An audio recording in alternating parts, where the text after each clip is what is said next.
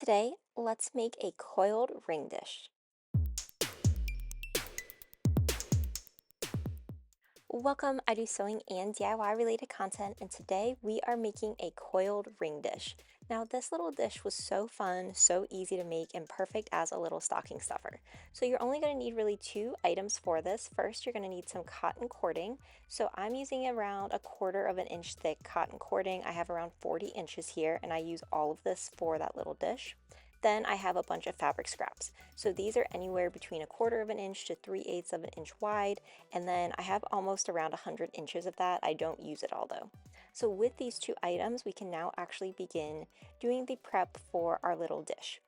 The only step we have to do really for prep for this is to take our cording and to take our fabric and just wrap it around that cording. So there's lots of different ways you could actually go about this. You could make it so that it's just full fabric like I'm going to do here, just wrapping it consistently around. I've seen people do it where you can actually see the cording through if you want to give it a little bit more of a dimension so you can get both of those textures. It's sort of up to you. I really liked having it where I only saw the fabric because it made it just look really pretty and very distinct. Now, as I went through this, I did find it was easier to attach a quilting clip at the top and then at various points throughout this wrapping just to hold the fabric in place and to make sure it stayed nice and tight. My biggest suggestion was I found it a lot easier to work with if the fabric was tight on it, so just wrapping it all the way around, making sure there was no gaps, and then I did this for the entire piece of cording. So it did take a little bit. This was a process just to wrap all of it through, but I found it made it a lot simpler when I got over to my sewing machine. So here's what it looks like. All of that fabric's wrapped around. We don't have to worry about the raw edges, as when we do the zigzag stitch, it's going to hold everything together, so no issue with the raw edges there.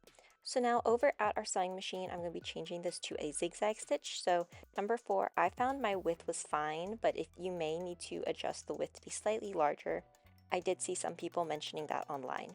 And then I'm just going to start coiling this. So I'm just kind of spinning this up into a little circle. I did find it easier to have this slightly pre-done. So as you can see, I'm just making it be about almost the size of my thumb. And then I'm going to go and put this underneath my presser foot in the middle. And then I'm just going to start stitching back and forth very, very slowly. And then as I stitch, I'm going to be turning this in a circle.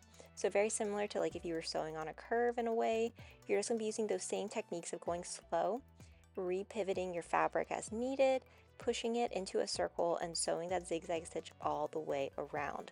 So I'm gonna be doing the zigzag stitch in one side, then the other side of those coils, just to bring everything together and to have it actually look like a dish, and then keep building this out. So as you can see, as I'm sewing, I'm continuing that coiling process all the way around.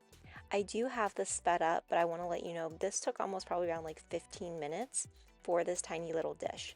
So this was not a fast process, and the idea of you just take like 30 seconds and do the stitching, this takes a while.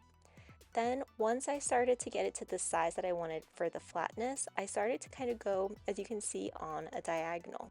And this is what allowed it to have more of that 3D structure and shape. So just very carefully kind of pushing this, having it be more standing up as a bowl instead of just continuing this flat pattern all the way out.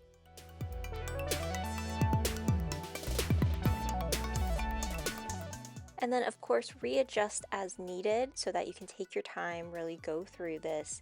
But I just really tried to make sure that as I was on that diagonal, I was being very careful. I was molding it as I go. So that's also something where this is very pliable. So you can actually shape this into the bowl that you're looking for, which I think makes it really helpful for sewing in the long run.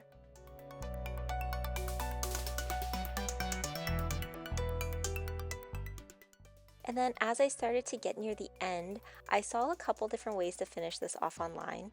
So some people who were much more, I think, advanced with these than I am, were able to fold that raw edge in and then do the zigzag stitch, just finish this all off at once.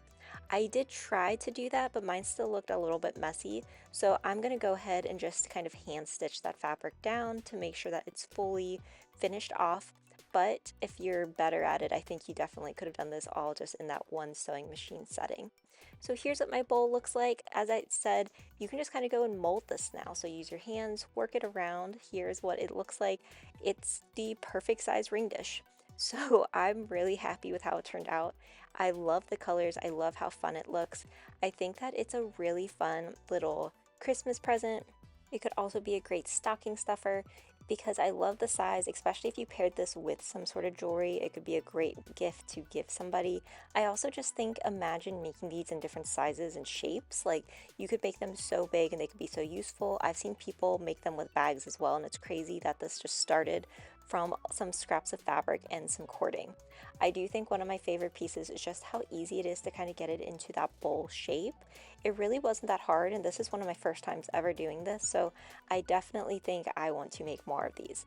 Then you can just add some earrings, you could add a couple rings, you could maybe even add some keys in here potentially, and if you made them bigger, they could hold other items. If you enjoyed this video, be sure to like, comment, and subscribe, and let me know what you want to see next. Thanks for watching.